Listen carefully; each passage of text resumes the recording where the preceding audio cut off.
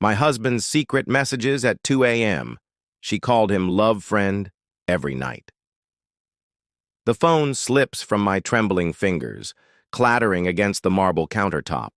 My husband's secret messaging app glows like an accusation in the darkness of our kitchen at 2 a.m. I wasn't looking for this. I was searching for the recipe he'd saved for tomorrow's dinner party. The one where she'll be there, of course. Rebecca, his best friend. Good night, love friend. Dream of me. The words pulse behind my eyelids even after I close the app. My chest constricts, breath coming in shallow gasps that fog the window overlooking our perfectly manicured suburban life. 4 children sleep. Upstairs, unaware their mother's world is fracturing like ice beneath spring sun. I pour myself wine with unsteady hands.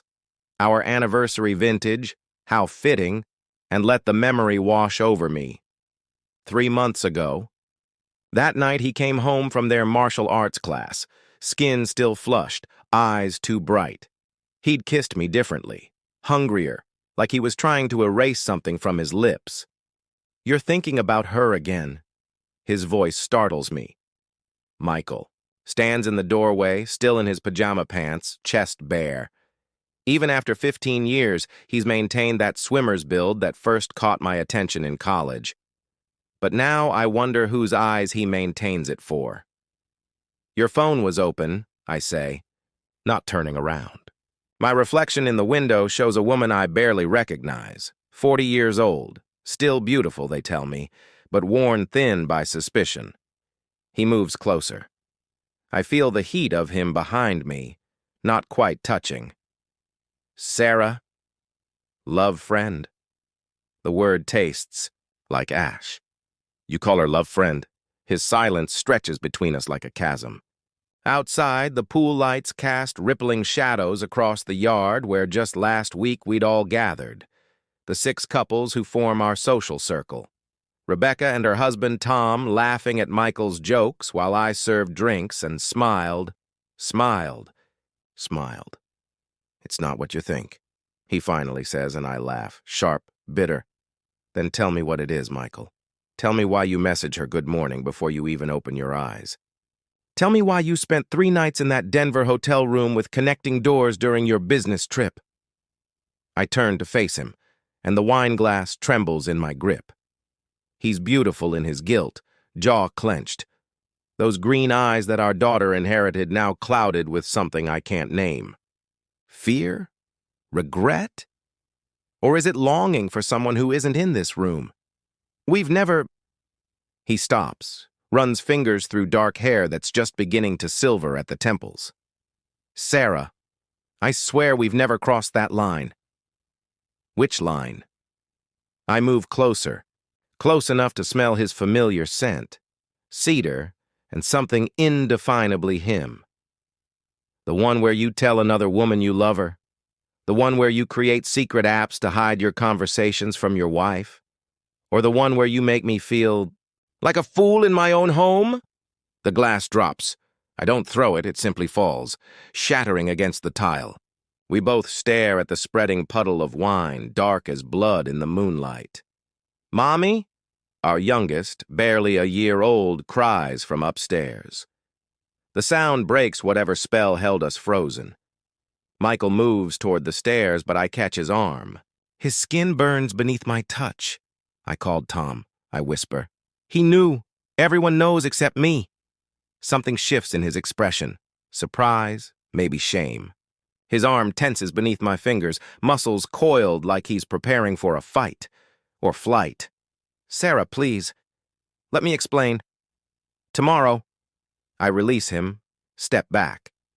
After the party, we'll talk after you spend the entire evening pretending she's just a friend while I pretend I don't know you tell her good night every single night. I move past him toward the stairs, toward our crying child, toward the life we built that suddenly feels like a beautiful prison. But his voice stops me at the doorway. I do love you, he says quietly. That's never been a lie. I don't turn around. Can't. Because if I do, I might see the truth in his eyes that loving me and loving her aren't mutually exclusive in his mind. That maybe, in his twisted logic, he thinks he can have both. The baby's cries grow louder. Tomorrow, Rebecca will stand in my kitchen, help me arrange appetizers, and compliment my dress while knowing she holds my husband's secrets. Tomorrow, I'll have to decide if this marriage is worth saving. Tonight, I just need to survive until morning. The dinner party unfolds like a carefully choreographed dance I no longer know the steps to. Rebecca arrives in a black dress that hugs her athletic frame.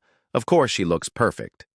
She's carrying her signature wine, the same Malbec she brought to our anniversary party last year, when I still believed my marriage was solid. "Sarah, you look gorgeous," she says, pulling me into a hug that lasts a beat too long.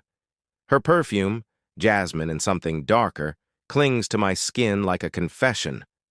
I watch them try not to look at each other. It's almost amusing, this careful avoidance. The way Michael's hand tightens on his bourbon when she laughs at Tom's joke. The way her fingers flutter to her throat when he walks past. Not quite touching, but close enough that the air shifts between them. "I need help in the kitchen," I announce, looking directly at her. "Rebecca?" She follows me, and I feel Michael's eyes tracking us both.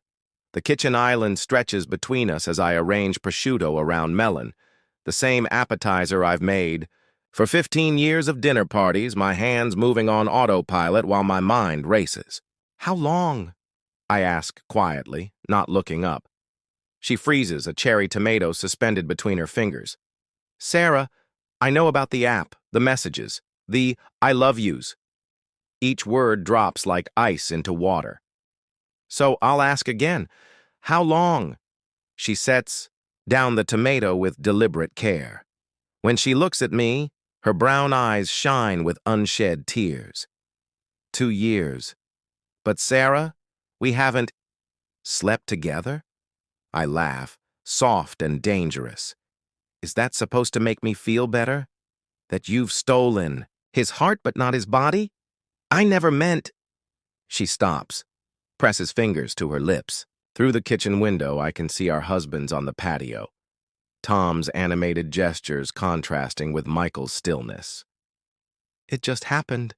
The friendship became more. I test the word, find it wanting.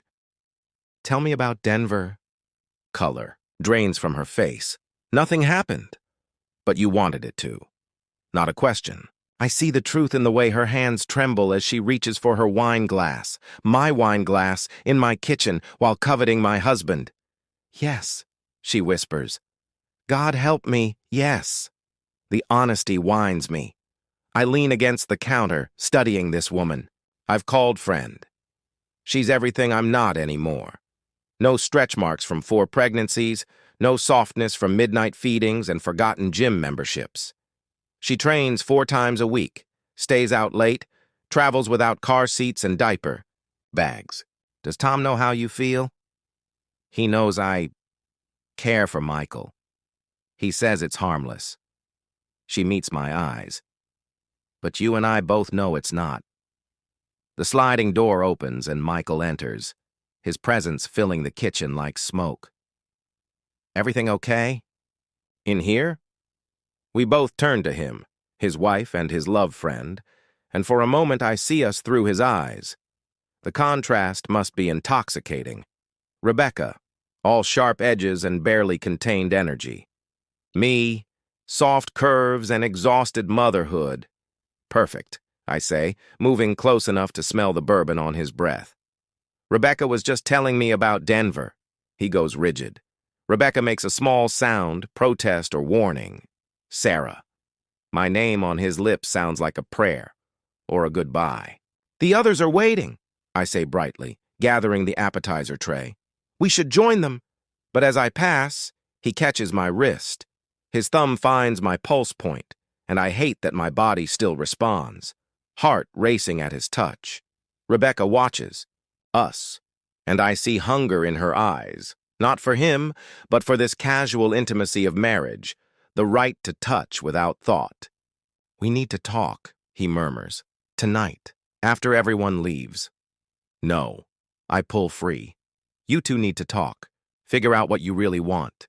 Because I won't be anyone's second choice, Michael. Not even yours." I leave them there, standing in my kitchen like guilty teenagers. The party continues. Laughter, wine, stories we've all heard before. But underneath, tension pulses like a heartbeat. Tom remains oblivious. Rebecca grows quieter with each passing hour, and Michael watches me with eyes that hold 15 years of history and 2 years of lies. When they finally leave, Rebecca hugs me goodbye. "I'm sorry," she whispers against my ear. "I'm so sorry." I hold her tighter, this woman who loves my husband, and whisper back, "I know." The door closes. Michael and I stand in our foyer, and the house feels too big, too empty despite our sleeping children upstairs. "Now," I say. "We talk now." Michael follows me to his study, the one room in our house that's entirely his, where leather-bound books line walnut shelves and the air smells of cognac and old paper. It's where he retreats when the chaos of family life becomes too much. Now I wonder if it's where he messages her. "Sit," I command, and he does, sinking into the wingback chair while I remain standing. Power dynamics matter now. 2 years, I begin, pacing before the cold fireplace. 730 days of lies. I never lied. Omission is still deception, Michael. I turn to face him. "Every morning you kissed me goodbye after texting her good morning. Every night you told me you loved me after telling her the same. Which one of us did you mean it for?" He leans forward, elbows on knees, hands clasped like prayer. "Both. I meant it for both." The confession hangs between us. I move closer, standing between his spread knees, and tilt his chin up with one finger. His eyes are wet, green depths I once thought I could drown in. "Tell me about Denver," I whisper. The truth this time. His hands find my hips, holding me in place. "We had connecting rooms. The conference ended early on the second day. We went to dinner, shared a bottle of wine, maybe 2. And she wore this red dress." His voice roughens. "We walked back along the river. It was snowing, these huge, soft flakes. She was laughing about something, I can't even remember what, and when she turned to me, you kissed her." "No." His grip tightens. "I wanted to. God, Sarah, I wanted to so badly it felt like dying. She was right there, snowflakes in her dark hair, looking at me like—" He stops, swallows hard. "Like you used to look at me." The words are a blade between my ribs. I pull away, but he holds firm. "Let me finish," he pleads. "We went back to the hotel. Stood outside her door for what felt like hours. She asked if I wanted to come in. Just for a drink, she said, but we both knew—" "What stopped you?" "You." The word breaks from him. "Your face in my mind. Our children. The way you still reach. For me in your sleep, even when you're angry with me, I couldn't destroy that. But you did destroy it." I wrench free, move to the window overlooking our pool. Every secret message, every "I love you" sent to her, you destroyed. Us piece by piece. I know. He's behind me now. Not touching, but close enough that I feel his warmth. "I know. And I'm sorry." "Are you in love with her?" The silence stretches so long I think he won't answer. Then quietly, "I don't know. I love the way she makes me feel. Young, exciting, like I'm more than just a husband and father drowning in responsibility. But love? Real love?" He exhales shakily. "What we have is real, Sarah. Complicated and damaged now, but real. What Rebecca and I have, it's fantasy." I turn to look at him. "A fantasy you've been choosing over reality for 2 years." "Yes, simple." honest, devastating. My phone buzzes. A text from Rebecca. I'm sorry. I'm ending it. You deserve better. You both do. I show him the screen. Something shifts in his expression. Relief? Disappointment? Both? Is that what you want? I ask. For her to end it? He moves closer, cups my face in familiar hands. I want that. Does that make sense? No. But I don't pull away. Nothing about this makes sense. His thumb traces my cheekbone, and I close my eyes against the tenderness. I've been a coward, wanting the safety of us and the excitement of her. It's not fair to anyone. No, it's not. Tell me how to fix this. I open my eyes, meet his desperate gaze. I don't know if you can. He kisses me then. Not the perfunctory, pecks of recent months, but something deeper, more desperate. It tastes of bourbon and regret, of 15 years of partnership and 2 years of betrayal. I let him, because I need to know if there's anything left to salvage. When we part, breathless, I see Rebecca's text again over his shoulder. Choose, I whisper against his lips. Really choose. Not just because she's backing away, but because, you want this? Us. Or let me go. Sarah, I'm taking the kids to my mother's tomorrow. You have a week to decide what you really want. I step back, smooth my dress. And Michael? If you message her even once while we're gone, we're done. Leave him there, in his sanctuary, with the weight of our future in his hands. Day 5 at my mother's house, and the children think it's an extended vacation. They don't know their father has called 17 times, each voicemail more desperate than the last. They don't know I've written divorce papers in my mind 100 different ways. Mommy, when are we going home? Lily, our 12-year-old, finds me on the porch swing at dawn, the only time I allow my mask to slip. Soon, baby. I pull her close, breathe in her strawberry shampoo. Soon. My phone buzzes. Not Michael this time. Tom. She's left. Moved in with her sister. Thought you should know. The words blur as tears finally come. Not for my marriage, but for all of us caught in this web of wanting. Even Tom, oblivious Tom, who thought his wife's emotional affair was harmless. Sarah? I look up to find Michael standing at the garden gate, unshaven, hollow-eyed, holding a manila envelope. My mother must have let him in. You weren't supposed to come here, I say, but there's no anger left, just exhaustion. I know. He approaches slowly, like I'm a spooked animal. But you wouldn't answer, and I needed you to see these. He hands me the envelope. Inside are screenshots, dozens of messages between him and Rebecca, but not recent ones. Read the dates, he says quietly. They're all from the same day, yesterday. Message after message from her, increasingly desperate. His responses are singular, consistent. I'm choosing my marriage. Please respect that. She won't stop, he says, sinking onto the swing beside me. I've blocked her on everything, but she creates new accounts, shows up at the gym. He runs hands through his hair. She's not handling the rejection well. You rejected her? The morning you left. I drove to her sister's place, told her it was over, really over, that I was going to fight for us, for our family. He looks at me, and I see the man I married, beneath the stranger he'd become. She didn't take it well. I study the messages again. Her words grow increasingly erratic, declarations of love mixed with accusations, threats to tell the children to show up at his work. This is escalating, I observe. I know. Tom's contacted a lawyer about a restraining order. He laughs bitterly. Ironic, isn't it? I thought I was special, that our connection was unique. Turns out I was just available. Don't. I set down the papers. Don't diminish what you felt to make yourself feel better. You chose her every day for 2 years, Michael. Own that. You're right. He turns to face me fully. I chose her. And it was the stupidest, most selfish thing I've ever done.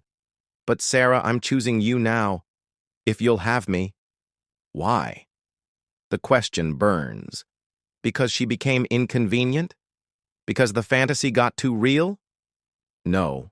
He slides from the swing, kneels before me, this proud man on his knees in my mother's garden.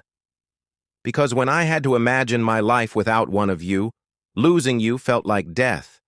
Losing her felt like relief. That's not enough. Because Lily has your stubborn chin and gets the same crease between her eyebrows when she's concentrating.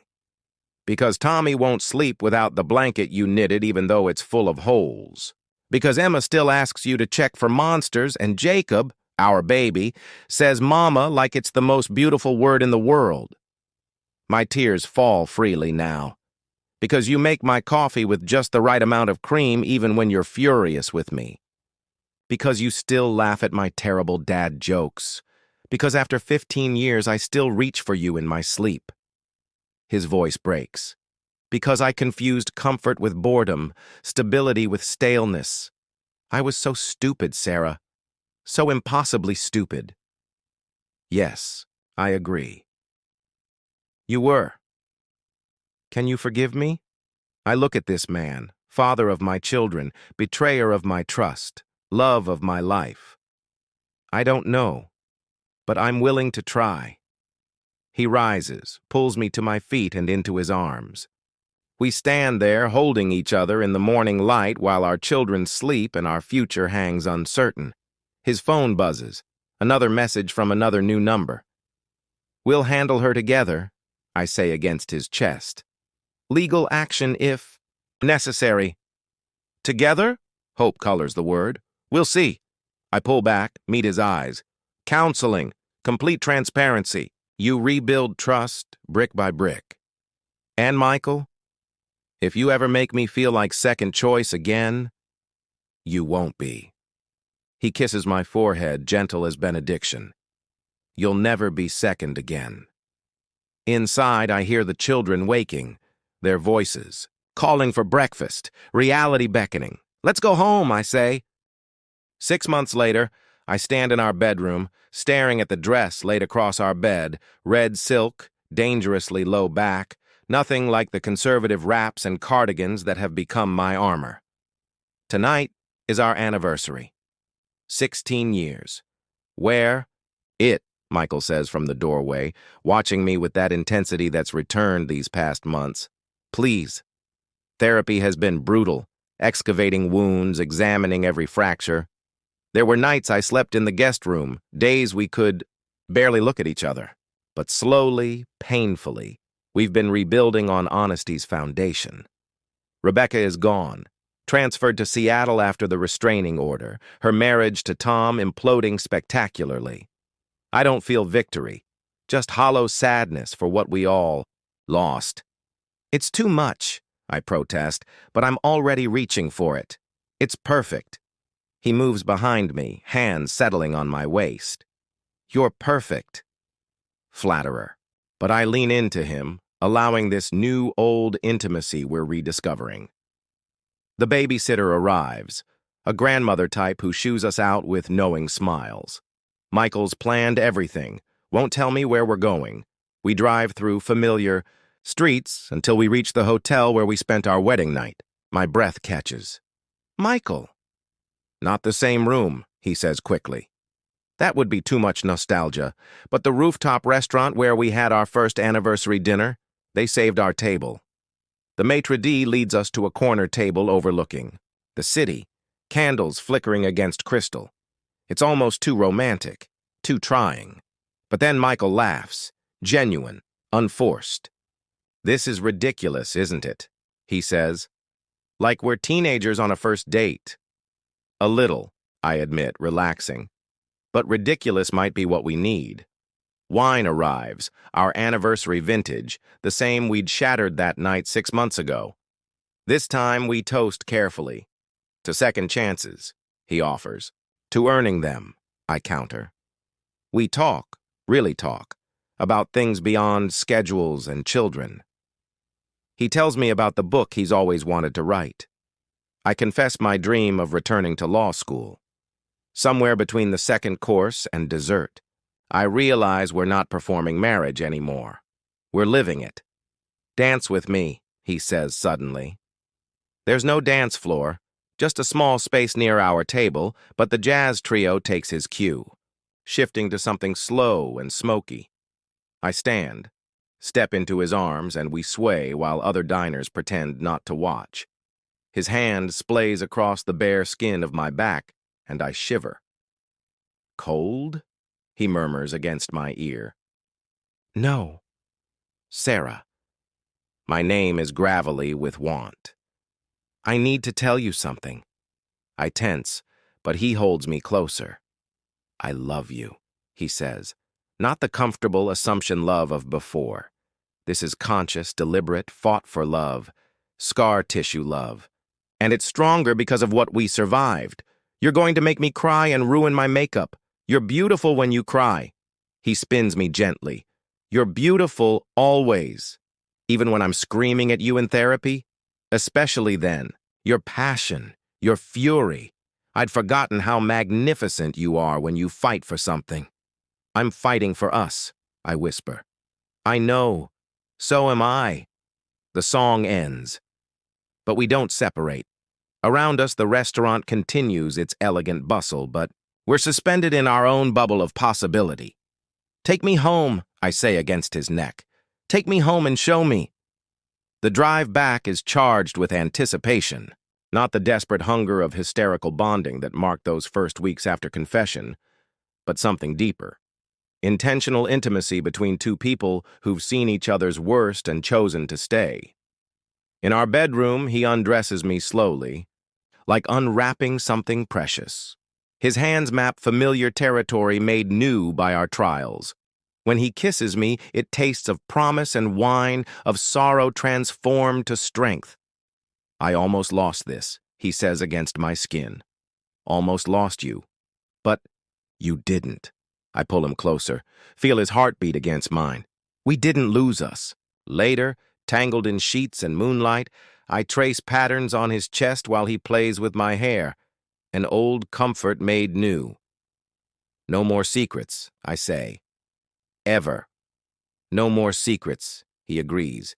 "No more hidden apps, no more emotional affairs, no more taking you for granted." Good. Because next time, there won't be a next time.